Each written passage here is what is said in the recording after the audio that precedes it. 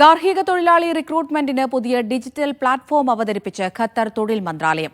മുആവിൻ എന്ന പേരിലാണ് platform. Recruitment സംബന്ധമായ സേവനങ്ങൾ സുഗമമാക്കുകയാണ് ലക്ഷ്യം. സംവിധാനം നിലവിൽ പൈലറ്റ് ഘട്ടത്തിലാണ്. രാജ്യത്തെ റിക്രൂട്ട്മെന്റ് ഏജൻസികളുടെ പ്രതിനിധികൾ പങ്കെടുത്ത ഉന്നതതല യോഗത്തിൽ തൊഴിൽ മന്ത്രാലയം under secretary Sheikha Najwa bint Abdulrahman അൽഥാനിയാണ് മുആവിൻ പ്ലാറ്റ്ഫോം പുറത്തിറക്കിയത്.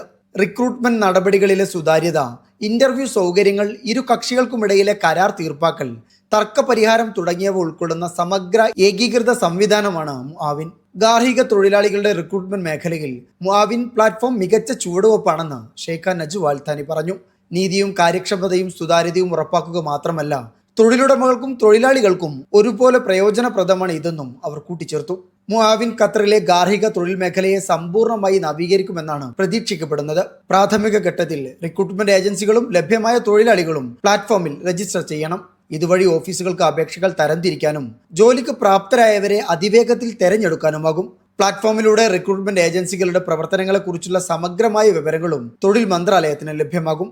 Media 1, Doha.